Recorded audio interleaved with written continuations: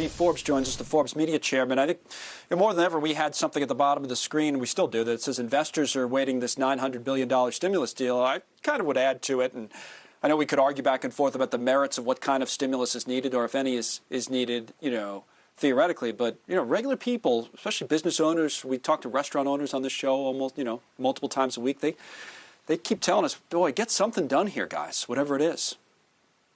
Well, that's right. And I think the pressure from that is why you're not getting an agreement, perversely, because Democrats and some others are trying to put in extraneous matters into the bill.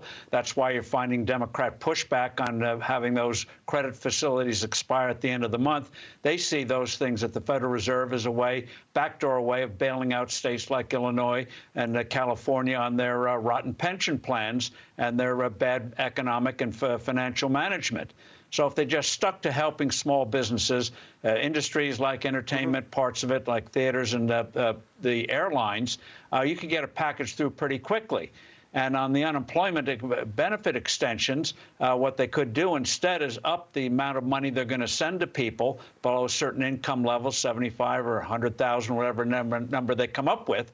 They could get several $1,000s to each family, and that would help everyone, not just those who are out of work. So if they wanted to put a real effective aid package together, they could do it. But they just can't resist putting in extra stuff, extra political considerations, and that's why we haven't gotten an agreement yet. To that point about adding extra at the end, it also can be taking something away, and that's what you're speaking about with Pat Toomey, the senator from Pennsylvania, kind of coming in with this idea to rein in the Federal Reserve. And as Blake said, the Democrats are arguing, listen, that will handcuff the next administration. I think more than anything, what has kind of ticked them off about it is it comes at the 11th hour. And they say, well, we were almost at the point where we had a deal, and here comes Toomey with this idea, and it kind of blew everything up. What do you say to that?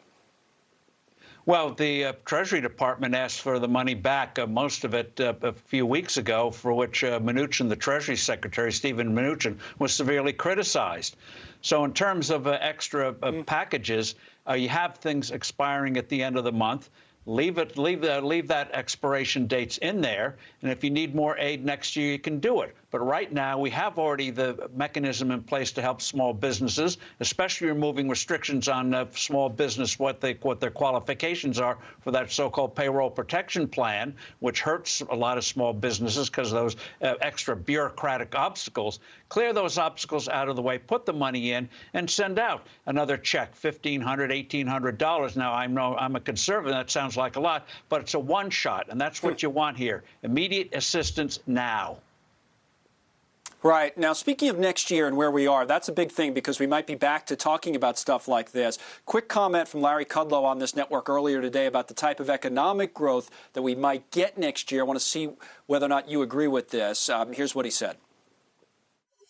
4 or 5% is quite reasonable. I think, frankly, there's a lot of upside potential.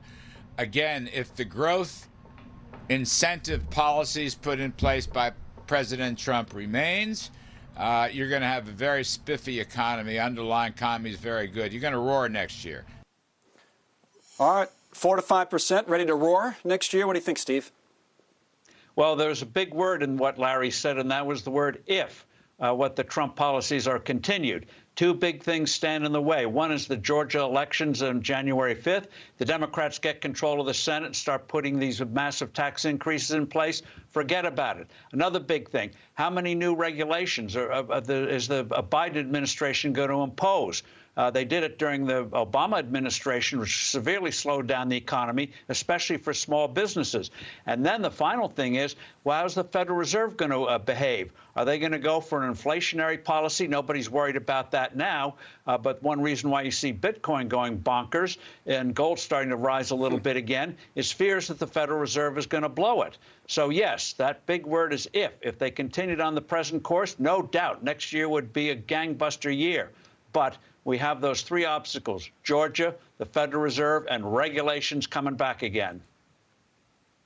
All right. Good stuff as always. Steve Forbes, have a great weekend. It's always great to talk to you. You too.